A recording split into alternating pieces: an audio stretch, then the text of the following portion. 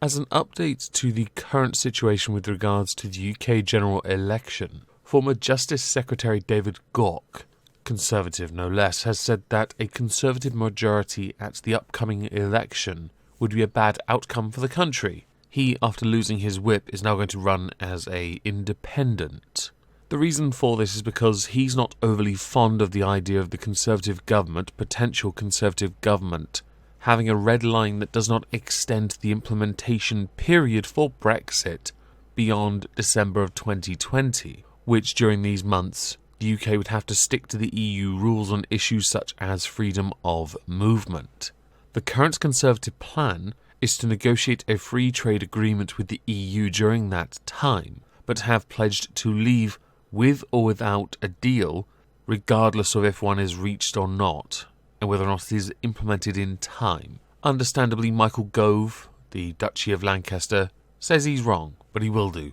The SNEC is always going to do that. Brexit Party leader Nigel Farage cited the pledge as one of the reasons for his decision to not stand candidates in the 317 seats won by the Tories.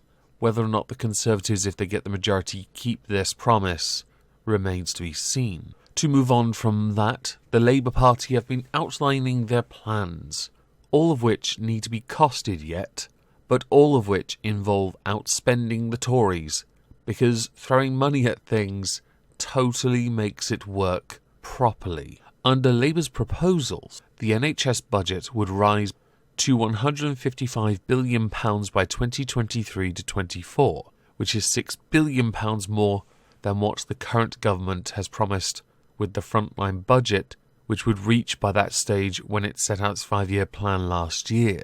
This is, however, one of those typical opposition things.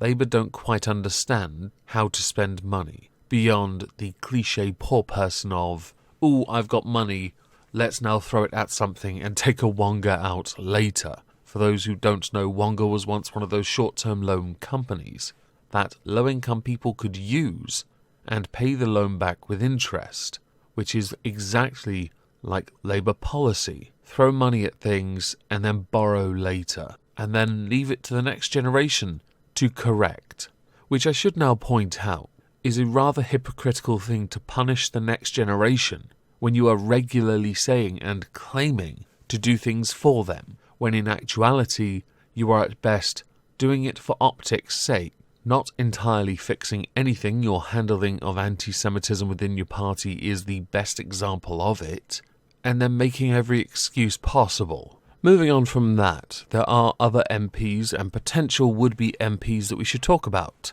Chris Davis, former MP for Brecon and Radnorshire, who lost his seat after submitting false expenses, in the sense that he took an invoice for photographs, professional photographs no less, from one building, his constituency office, and split it between two.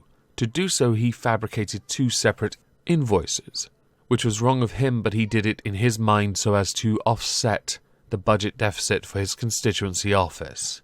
I'm not justifying what he did, by the way, just saying what he... Well, he was actually contesting another seat in Wales, up until yesterday when he decided to pull out after criticism from other Welsh candidates and Welsh Conservatives, many of whom have now said he did the right thing.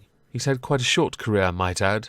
He only got elected in 2015, been a bit turbulent.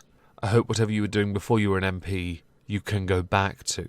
As a final thing, Boris has made a little claim. The claim is that he promises to end the Brexit groundhoggery. This comes after he's been doing many public things I would actually love to see Corbyn do, where he has been working in factories, working in pubs, mopping floors, making himself look human for once, which is a rare treat for Alexander Boris de Fafeffel Johnson. How very working class of you. Many of Boris's claims come while he was in the West Midlands, with him saying that Labour's plans only prolong the uncertainty for business and families.